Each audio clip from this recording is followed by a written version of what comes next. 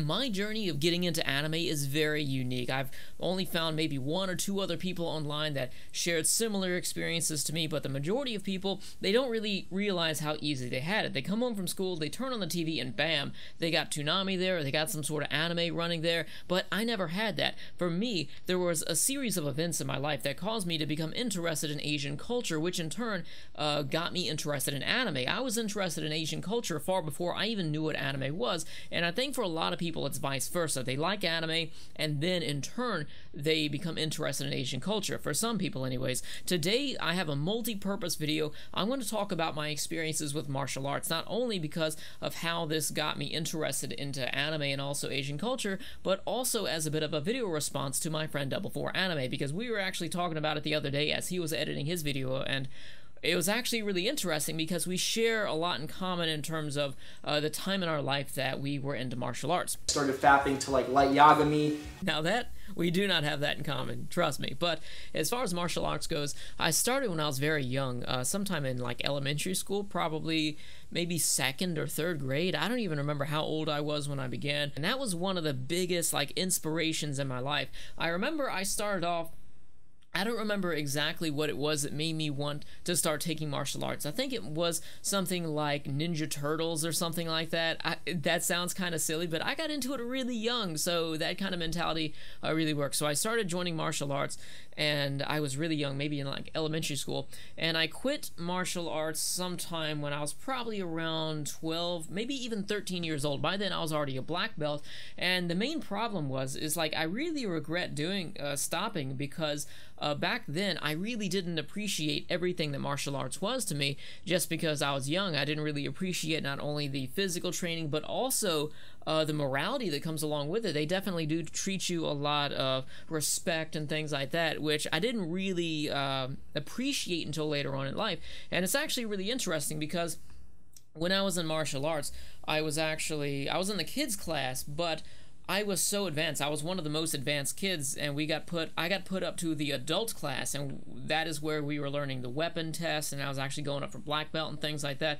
I quit around the time that I was going up for my 2nd degree, and it's really sad that I did that, but my teacher was somebody that was actually a very influential person in my life, and he was well versed in the arts. If you're wondering what type of martial arts I took, it was Taekwondo, and I know that's a South Korean martial art, but my teacher was actually very well versed in a lot of martial arts. He would talk about karate, he would even talk about samurai, so he was really interested in that. He was a guy who did yoga, he had us meditating a lot, which was something that really helped me out later on in life. Actually, Double4 made, that's another thing that we do have in common, is that we both appreciate the importance of a bit of meditation now and then. It actually can really just clear out your mind, especially if you practice it regularly. There was a point in my life where I would just meditate like every single day for an hour, and it felt amazing. It felt so good, in fact, that I kind of quit caring about a lot of the issues in life that I needed to take care of, because everything is all good, because I'm super relaxed all the time, because I can just go meditate. It's kind of weird. Maybe it's kind of like a spiritual experience or whatever. So my teacher, who was doing all these things like talking about samurai, painting giant pictures, he was a really brilliant artist doing the yoga and all the meditating and stuff. He would actually talk to us about basically all different sorts of martial arts, even Kung Fu from time to time. And as I was younger, the only types of movies I wanted to watch were like martial arts movies. I grew up on Chuck Norris, but then I started transitioning over into Kung Fu movies. I was watching Bruce Lee, Jet Li, Jackie Chan, a lot of the old The Wire were Kung Fu movies. Like, I can't remember the names off the top of my head, but we got like Drunken Master, that was a great one right there by Jackie Chan. We had movies like Shaolin and Wu-Tang, something along those lines. I can't remember exactly, but I do remember something like that. There was like the flying guillotine and the one-armed boxer, and then you had like the Zatoichi movies, and that kind of bridged me over there to watch Japanese movies. I stopped doing the martial arts, which was amazing. Like, I wish I had some of the pictures, because I was actually performing in large stadiums here, because I was one of the better people in the school. There was like 30 people out of my entire school. We were chosen to perform in basically large stadiums around here, and we would do it for charity. And I was me, and there was like one other child from the school, it was like all of the other adults, and it wasn't because we were just kids and they got to have a few kids in there just to show the kids can do it too. We were actually really good in training with weapons, and we were learning like pistol disarms and things like that. We were learning some real stuff there. One of the most important things that you learn from martial arts back when I was growing up was respect. If you talk out of line, if you do something, you're going to be doing push-ups until you can't even lift yourself off the ground anymore, and then you're going to go sit in the corner for the rest of the day and think about what it is. But now it's kind of like this after-school activity thing where it's kind of just for fun. Sometimes I would even go around, I'd go look at, because the studio that I was at, it was like it was a chain studio, so that you can go to multiple different studios under the same teacher, and my teacher was the most strictest out of everybody. So basically the teacher I had was really like a father figure to me, because he was teaching discipline and respect as well as the martial arts. And this wasn't some dude that just wants to clock in and clock out. It's just his job to teach some kids some after school hobby or something like that. It was this guy's way of life. When we were taking the when we were doing the demonstration in front of like 10,000 people or whatever, I don't remember exactly how many people were there, and raising the money for charity for a children's hospital, this dude was out there surrounded by 6 people. He would take his the top off, and he was shredded. It was like this guy was made out of steel, and people would take these closet poles and beat him with it. They would hit him once and they would shatter on his body into a bunch of pieces. He would take like 10 bricks and use his head and just headbutt through all of the bricks. He would do so much. And he was really like, I think everybody there really looked up to him, even the people in the other school, because it was like this giant chain organization. The guy at the top of the school, this dude was crazy. He would stand on a bunch of like broken glass, and he would lay, the guy that was the grand master of all of the schools, this dude, the guy from South Korea, he would take his shirt off, lay on a pile of broken glass, and have people break bricks over his chest with sledgehammers. So I felt like I was just watching some real-life Superman with that stuff. But the acts that they were doing, unfortunately, wasn't enough to keep me to stick with it. Because when you're 12, 13 years old, when you start to turn 13, 14 or whatever, your priorities are not exactly where they should be. And my priorities were just being popular. I wanted to spend time with friends. I wanted to make friends and just hang out and stuff and enjoy life as a teenager. But I just had to choose. If I were to continue martial arts, then I couldn't hang out with my friends, because that was an everyday thing. I couldn't just do it half the time, because I don't know, it's like I was just there all the time. I don't think I could continue and proceed the way that I was if I just like half-assed it. You got to go like full on in there, and you got to be there all the time in order to progress. And if you're not progressing, there's no point even being there, I think. So I ended up just stopping and spending time with my friends. It was really sad, because we would get all sorts of messages and people from there. And by that point, I was a black belt. I had pictures on the wall where I was like doing the split between the chairs, or I was kicking straight up in the air, and I was one of the most talented people there, and I kind of squandered it, which really sucks. But I mean, what can you do? You know, I was really awesome. I remember like I was probably 11 or something. I had like abs and everything. After a few years, it wasn't until I was probably about 16 or 17 that the interest started like sparking back up in me, where I wanted to learn more martial arts. And I believe this was sparked, I could be wrong here, but I believe this was sparked by PS2 games. And originally, like, I really was getting into martial arts. I had stuff like Ninja Turtles, and even when I was in the beginning of martial arts, I was playing stuff like Mortal Kombat. It can be sometimes a small little thing like a video game that really drives you. And I would see people doing moves in Mortal Kombat and stuff, and I wanted to try that when I was younger. Not like ripping people's heads off and eating their hearts or stuff like that, but like just I wanted to do the bicycle kick like Liu Kang. I started going out and buying books and stuff, and I started researching it whenever I finally got internet, which was probably about, I was like 17, 18 years old when I got internet, and I started researching a lot of this stuff online, finding out books to read and everything, and I started picking up some of these books, which really continued to influence me in my life. We've got The Book of Five Rings by Musashi Miyamoto, by the great samurai legend himself. If you like Vagabond, you definitely should check this out, because it is literally written by the protagonist of Vagabond. Next, we have the Hagakure. Now, the Hagakure, this is actually look how old this book is. The pages are yellow. I've actually read this book a couple times here. you know, the Five Rings, it's worth reading once. I don't think it's worth rereading, honestly. There's not a whole lot in here that you can take away from. It's just interesting to read something from such a substantial historical character, especially such a great samurai as Musashi Miyamoto. And here he would say things like, if you don't know about Miyamoto or Vagabond or anything like that, he would use two swords, and he would say things like, if I see a samurai on the street dead and he's still got one of his swords sheathed, then he didn't do everything that he could to protect his life. That's why he would do things like kick people mid-battle. It was very dishonorable. So Musashi was very big into survival at all cost. He wasn't about the whole honor thing, which is actually very fair, because the next book here that I mentioned, the Hagakure, this is actually a Bushido guideline book. But if you know anything about Bushido or anything about Japanese history, the code of Bushido is actually a very romanticized thing. This began during a peace period.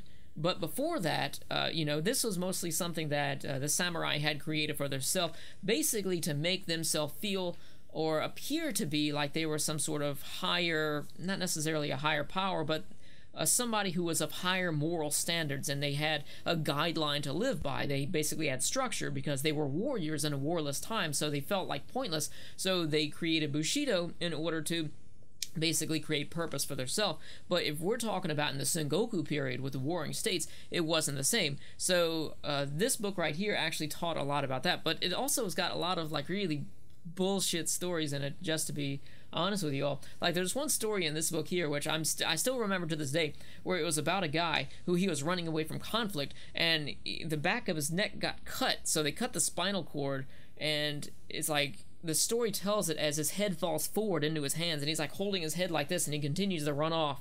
And they said back then, like, the vocal cord was the thing that kept him alive. Like, they didn't know very well. There's also other stories here about, like, one person got his head cut off mid-battle, but he continued to cut the other guy's head off, which is possible, I guess. You know, it's as a nerve thing, kind of like with a chicken. You ever heard of the term a chicken with his head cut off? I think the most interesting one here is the Code of the Samurai. Actually, no, that's the name of the book. This is the Bushido Shoshinsu. This is more like I don't know exactly how to describe this. This is a more like concentrated version of the Hagakure. Now, the Bushido Shoshinsu, this actually goes into more of a moral sense about the samurai life. It'll talk about things, which is actually really interesting. Probably some people are going to laugh and call me a weeaboo with this, but a lot of the reason why I wear suits come from the Bushido Shoshinsu here, because it said that it was basically going on chapters about how there was this guy who he was working in he was a samurai, but he was an accountant for something, but he was actually very poor, and he almost got put to death, or maybe he did get put to death because he was wearing dirty clothes or something like that. And it went into great detail about how when you're out and you have people that look at you, you're not just a representation of yourself, you're also representing the people who you work for, you're representing your family, you're representing all these things. And I took that really seriously when I was around the time when I read this, and I actually became more interested in suits. Of course, it took me a long time to learn exactly how to wear a good suit, you know, about how to have a little bit of style with you. I was wearing those giant, cheapo wool blend suits that you can pick up at the mall, which make you like totally just so hot and sweaty on the inside. A good suit won't make you do that, but it was actually very influential. And these are just 3 books, by the way. This shelf right here with manga, on the other side there's one of these shelves that are just filled from end to end with samurai books talking about history and stuff like that. So it was anime like Samurai X Trust and Betrayal that had actual martial arts in it, you know, the realistic samurai style, unlike with the anime series, which I'm kind of glad I didn't see that first, because that's like hyper stylized fights there, where you have the crazy, like you can cut down several trees, or, you know, crazy stuff like that in the anime series. But the OVA it tried to be a little bit more realistic with it. But I was also interested in the movie not Way of the Samurai. I'm thinking about the video game there, which I absolutely love too. I was thinking about The Last Samurai with Tom Cruise, and I'd actually like to go back and watch that movie and see how I feel about it now. But that was actually a massive gateway. Both The Last Samurai, and also we had Samurai X Trust and Betrayal, and that kind of led me over to watching a lot of other samurai movies. Like, you can see basically all of that right there is old samurai movies, and then you have a couple down there, like Akira Kurosawa movies, loads of movies there with Toshiro Mifune, like Harakiri, both in the new and the old. Well, the old one is what I saw back then. But so many of those movies, it opened up a whole new world to me because everything I knew about kung fu movies was basically like special effects. Jackie Chan used a lot of special, like wire work and stuff like that. He like minimized it just so that if he kicks somebody, they fly away a little bit faster. He minimizes the wire work. But people like Jet Li, he used a lot of wire work in some of his films, like Once Upon a Time in China. We also had it's hard to find more Bruce Lee movies, and also Chuck Norris. I was like losing interest in Chuck Norris related stuff because I was more interested in this whole new culture that was very interesting to me at the time because it was all new. So I was watching a lot of samurai movies because they weren't so grand. Of course, we had movies like Zatoichi, which is basically like the kung fu equivalent of a Japanese samurai movie. In fact, they actually had crossovers with, I think, the one-armed boxer and like Zatoichi or something like that. The movie wasn't really that great, but a lot of those movies, they eventually got me interested in anime because it was easier for me to get those movies than it was for me to get anime. And I remember eventually just seeing anime on the shelves in the same place that I used to buy those movies, and it was super expensive. Like I bought Akira on DVD for like $40 back then, and I would watch that a lot. Eventually, because in the beginning it was easier for me to buy movies and stuff, but that's essentially the transition period. So I was mostly interested in martial arts, and then it transitioned over to film and culture, like I said, with the books and everything. I've got other books over there, lots of historical stuff, looking at old armor, old swords, and talking about what wars happened when. But that was actually what was the predominant thing for me to even get into anime. And I just really wanted to share that story with you all because, like, even in the beginning there, when I was only watching, like, martial arts anime, I started off, like I said, Samurai X Trust and Betrayal. Of course, there were things like Akira, which I thought was alright. It had beautiful animation, but it really, like, the impression of it, it was really lost to me at the time because it wasn't a martial arts show, and that's what it took for me to be impressed back then. So I started watching other stuff like Shadow Skill. I got Shadow Skill bootleg. I talk more about this. If you want to hear more about like how I got into anime, there's another video where I fill in a lot of the blanks that I purposefully leaves here because I talk about how video games got me into anime, and I don't want to reiterate a lot of the stuff because I know some of you have probably already seen that video, and just in case you haven't, you can go check that one out. But I just wanted to talk about how much of a great influence martial arts has been on my life in response to my friend Double Four Anime in his video, and also why it's significant in terms of getting me into anime. I could never come home and just turn on the TV and have anime there because I never had cable. I just found it by chance. You know, I happened to know somebody. I happened to just have these experiences that led me to be interested in Japanese movies and stuff, which eventually transitioned over to that. And I also want to say, as far as martial arts goes, I think it's something that's really great, but you got to find a teacher who's really strict, a teacher who truly loves what it is, and not somebody who just sees it as some sort of like daycare or like after school hobby or something like that. You need somebody that in this day and age still is like a way of life. And actually, this is pretty funny, or actually maybe not so funny.